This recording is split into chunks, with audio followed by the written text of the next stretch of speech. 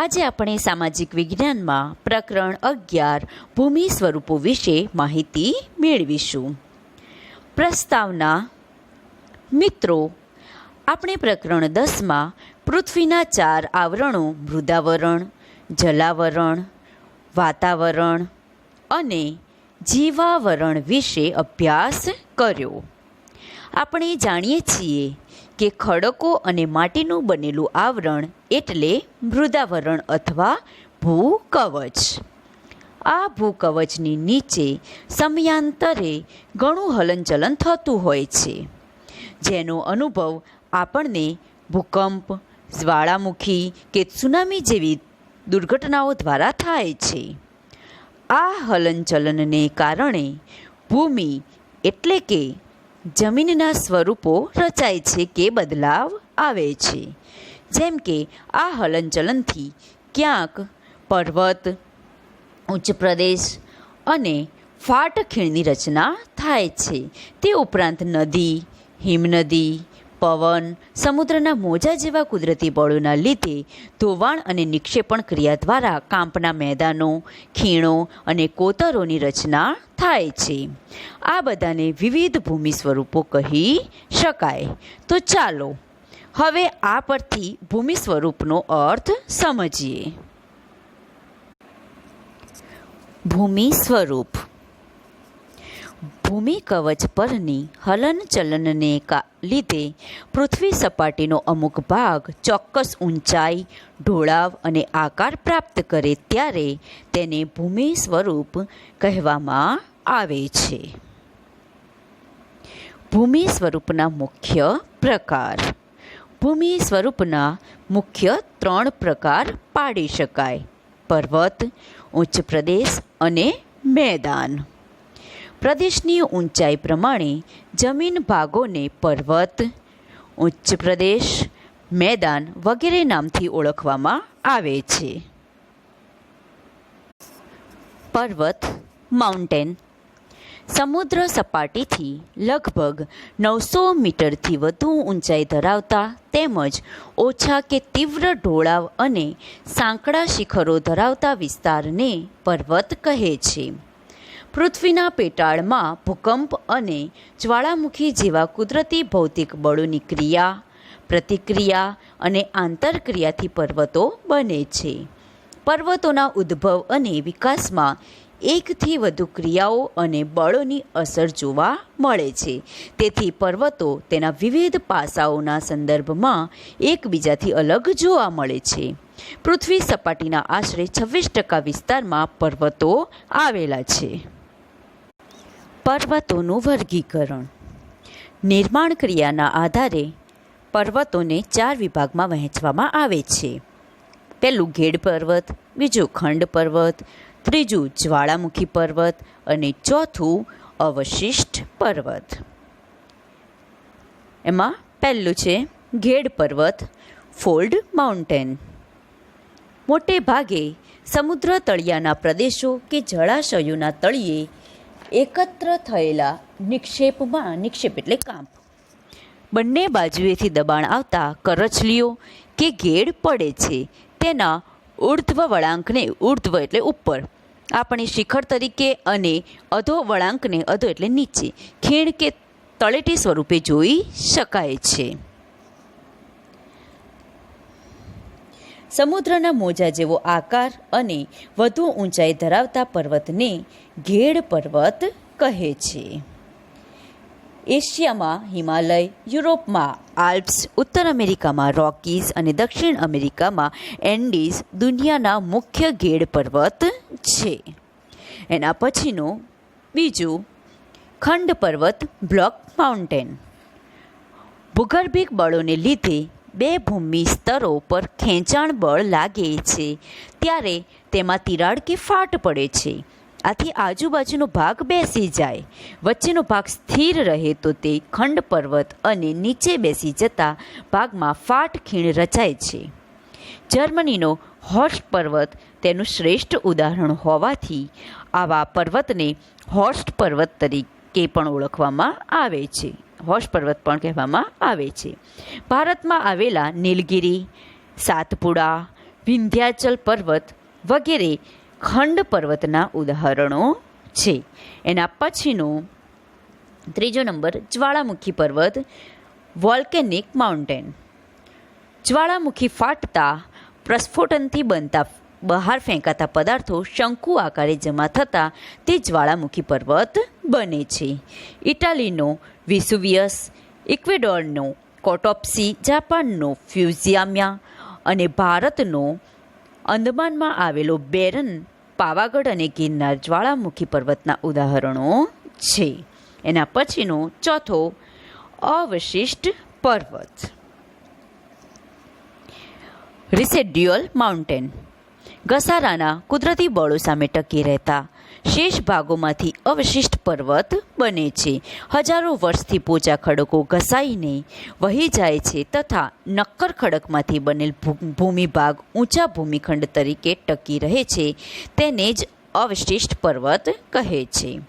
ભારતમાં અરવલ્લી, નીલગિરી, પારસનાથ, રાજમહલ તથા પૂર્વઘાટ અવશિષ્ટ પર્વતના ઉદાહરણો છે. પર્વતોનું મહત્વ. પર્વતો દેશ કે પ્રદેશની સીમા, સરહદ અને કુદરતની દિવાલ સમાન છે અને ઠંડા પવનથી રક્ષણ કરે છે તો ભેજવાળા પવનો રોકીને વરસાદ લાવે છે. પર્વતો નદીઓના ઉદ્ગમ સ્થાન છે. તેમાંથી નીકળતી નદીઓ દ્વારા ફળદ્રુપ મેદાનોનું નિર્માણ થાય છે. વધુ વરસાદવાળા ઊંચા હિમાચ્છાદિત પ્રદેશમાંથી બારેમાસ વહેતી નદીઓ જળ ભંડારનું કામ કરે છે. જળ વિદ્યુત ઉત્પન્ન કરવા માટે તે જરૂરી છે. ઉપરાંત પર્વતો જંગલ સંપત્તિ, ખનિજ સંપત્તિ અને પ્રાણી સંપત્તિના ભંડાર છે. પ્રવાસન ઉદ્યોગ, ચલચિત્ર ઉદ્યોગ તથા પર્વતારોહકો માટે પર્વતો આશીર્વાદરૂપ છે. વિશ્વની કુલ વસ્તીના 10મા ભાગની વસ્તી માટે રહેઠાણનું સ્થાન છે. તેનું શ્રેષ્ઠ ઉદાહરણ છે મેક્સિકો અને બગોટા શહેર. એના પછી આટલું જાણો. પર્વતો વિશે મિત્રો, પર્વતોમાં સ્થિત કેટલાક શહેરો વિકાસ પામ્યા છે.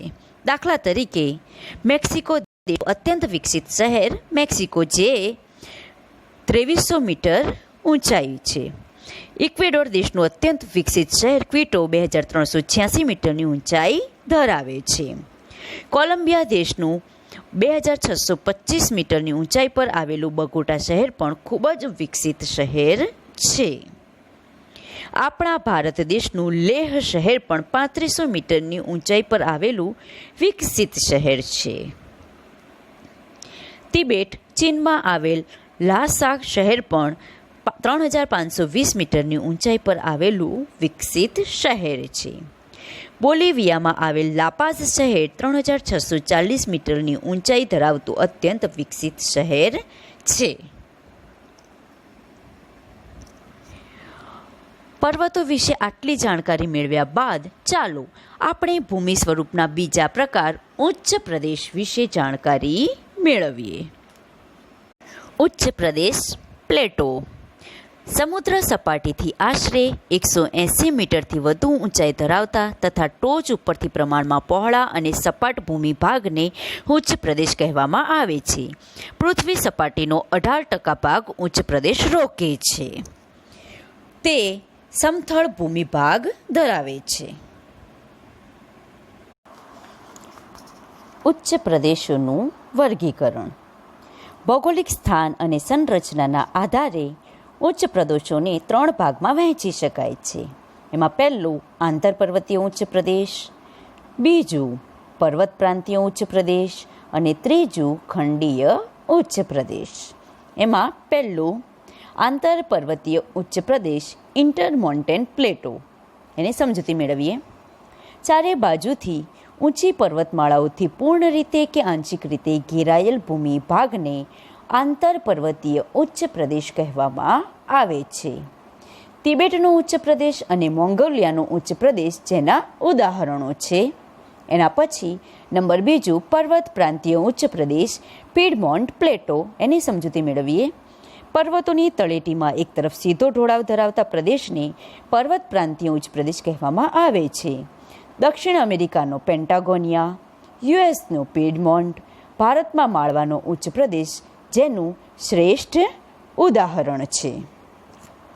એના પછી છે નંબર 3 ખંડીય ઉચ્ચ પ્રદેશ, કોન્ટિનેન્ટલ પ્લેટો.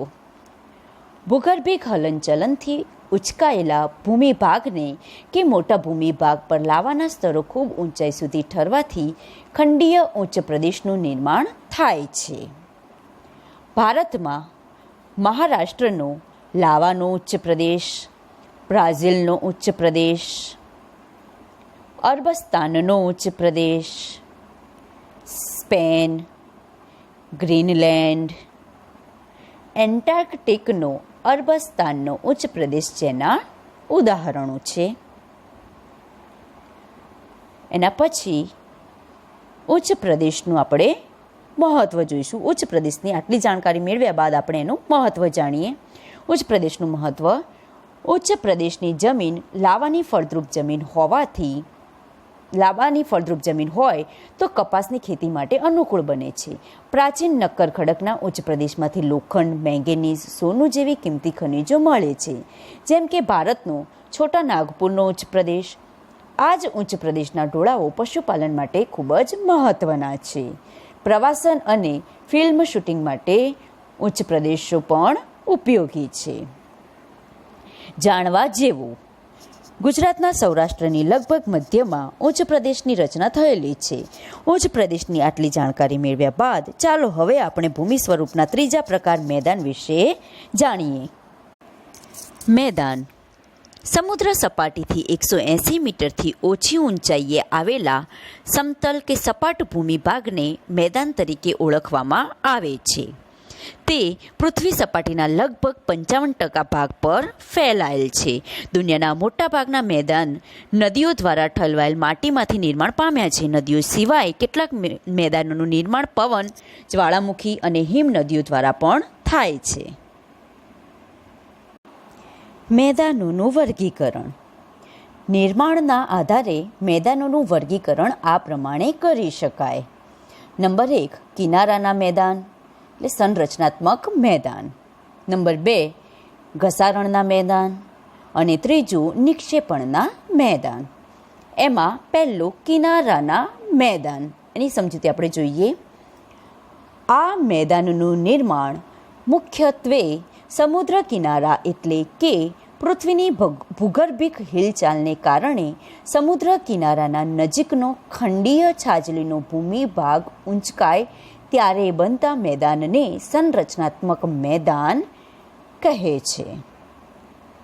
આવા મેદાન મોટે ભાગે ભૂમિખંડના કિનારે જોવા મળે છે. મેક્સિકોના અખાતના કિનારે ફેલાયેલ સંયુક્ત રાજ્ય અમેરિકાના દક્ષિણ પૂર્વે આવેલ મેદાન તેનું ઉદાહરણ છે. જમીનના તળિયા ઘસાવાને કારણે પણ આવા મેદાનનું નિર્માણ થાય છે. ઓસ્ટ્રેલિયાનું મધ્યનું મેદાન આ પ્રકારે નિર્માણ પામ્યું છે. એના પછી બીજું છે ઘસારણના મેદાન. એની આપણે સમજૂતી જોઈએ. પૃથ્વીની સપાટી પર સતત ઘસારણની પ્રક્રિયા ચાલતી રહે છે, જેનાથી લાંબા ગાળે પર્વતો તથા ઉચ્ચ પ્રદેશો નદી, પવન અને હિમનદી જેવા પરિબળો દ્વારા ઘસાઈને મેદાન બને છે. આવા મેદાન સંપૂર્ણપણે સપાટ બનતા નથી. નક્કર ખડકોની ટેકરીઓ વચ્ચે વચ્ચે જોવા મળે છે. ઉત્તર કેનેડા અને પશ્ચિમ સાઇબેરિયાના મેદાન ઘસારણથી નિર્માણ પામ્યા છે. ઘસારણ દ્વારા બનેલ મેદાનોને પેનીપ્લેન પણ કહેવામાં આવે છે. એના પછી છે ત્રીજું નિક્ષેપણના મેદાન. નદી, હિમનદી, પવન વગેરે પરિબળો દ્વારા પથરાયેલ કાંપના નિક્ષેપણથી સરોવર કે સમુદ્ર જેવા કોતરો ભરાવાથી આવા મેદાનનું નિર્માણ થાય છે. તેથી તેને નદીકૃત કે કાંપના મેદાન પણ કહેવામાં આવે છે. ભારતમાં ગંગા યમુનાના મેદાન, ઉત્તર ચીનમાં હવાંગહોનું મેદાન, ઇટાલીમાં પો નદી દ્વારા બનેલ લોમ્બાર્ડીનું મેદાન કાંપના મેદાનના વિશિષ્ટ દ્રષ્ટાંત છે. જ્યારે મેદાનોનું નિર્માણ સરોવરમાં કાંપના નિક્ષેપણથી થાય છે ત્યારે તેને સરોવરના મેદાન કહે છે. કાશ્મીરની ખીણો ભારતમાં સરોવરના મેદાનનું ઉદાહરણ છે. હવે આ મેદાનના વર્ગીકરણ જોયા બાદ આપણે મેદાનોનું મહત્વ પણ જોઈશું. મેદાનનું મહત્વ માનવ વસાહતો અને વ્યાપાર વાણિજ્યના સ્થાનો ફળદ્રુપ મેદાનોમાં સ્થપાય છે. સપાટ મેદાન સડક માર્ગ અને રેલ માર્ગ માટે ઉપયોગી પુરવાર થયા છે. ગીચ વસ્તી ધરાવતા શહેરો મેદાનોમાં આવેલા છે. ફળદ્રુપ જમીન ખેત ઉત્પાદન માટે વધુ ઉપયોગી છે. ખેત પેદાશો ઉદ્યોગો માટે કાચો માલ પૂરો પાડે છે. આ વિવિધ ભૂમિ સ્વરૂપો વિશે જાણ્યા બાદ હવે આપણે કેટલાક અન્ય સ્વરૂપો વિશે પણ જાણીશું. અન્ય સ્વરૂપોમાં ઉપસાગર 2. સામાન્ય રીતે મહાસાગરના જળભાગનો આંશિક ભાગ એટલે ઉપસાગર, જે જમીન ફરતે ખુલ્લા વિશાળ સરોવર જેવો આકાર ધારણ કરે છે. ઉપસાગરો વિશાળ અને નાના કદના હોઈ શકે છે. ભારતમાં બંગાળનો ઉપસાગર તેનું શ્રેષ્ઠ ઉદાહરણ છે. એના પછી અખાત ગલ્ફ. જ્યારે કોઈ જળવિસ્તાર 3 બાજુથી ઘેરાયેલ હોય તેને અખાત કહેવાય છે. ઉદાહરણ તરીકે ખંભાતનો અખાત અને કચ્છનો અખાત. એના પછી ભૂશિર કેપ. ભૂશિર એટલે ભૂમિનો લંબાત્મક છેડો જે જળભાગમાં ફેલાયેલ હોય છે, જેને સમુદ્ર રેખા તરીકેની સંજ્ઞા પણ આપી શકાય. દાખલા તરીકે ભારતમાં આવેલું કન્યાકુમારી અને આફ્રિકામાં આવેલું કેપ ઓફ ગુડ હોપ. ટાપુ આઇલેન્ડ. જે ભૂમિભાગ ચારે બાજુથી જળ વિસ્તારથી ઘેરાયેલ હોય તેને ટાપુ તરીકે ઓળખવામાં આવે છે. ઉદાહરણ તરીકે લક્ષદ્વીપ, અંદમાન નિકોબાર, શંખોદ્વાર, બેટ દ્વારકામાં આવેલું, પિરોટન, નરાબેટ, પિરમબેટ, શિયાળ બેટ વગેરે. એના પછી ખીણ વેલી. પર્વતોની હારમાળા વચ્ચે આવેલો નીચાણવાળો ભાગ ઘેડ પર્વતો અને ખંડ પર્વતોના નિર્માણ વખતે તથા નદી હિમનદીના ઘસારણ કાર્યના પરિણામે ખીણોની રચના થાય છે. દાખલા તરીકે કાશ્મીર ખીણ. એના પછી સામુદ્રધુની સ્ટ્રેટ. 2 જળ વિસ્તારોને જોડતી સાંકડી જળ પટ્ટીને સામુદ્રધુની કહે છે. ઉદાહરણ તરીકે પાલ્કની સામુદ્રધુની ભારત અને શ્રીલંકા વચ્ચે. એના પછી સંયોગી ભૂમિ ઇસ્થમસ. 2 જળ વિસ્તારોને અલગ કરતી સાંકડી ભૂમિ પટ્ટીને સંયોગી ભૂમિ કહે છે. ઉદાહરણ તરીકે ઉત્તર અને દક્ષિણ અમેરિકા ખંડ વચ્ચે આવેલી પનામા. દ્વીપકલ્પ. જે ભૂમિભાગની 3 બાજુ સમુદ્ર અને 1 બાજુ જમીન વિસ્તારથી જોડાયેલ હોય તેને દ્વીપકલ્પ કહે છે. અહીંયા આપણો પાઠ પૂરો થાય છે.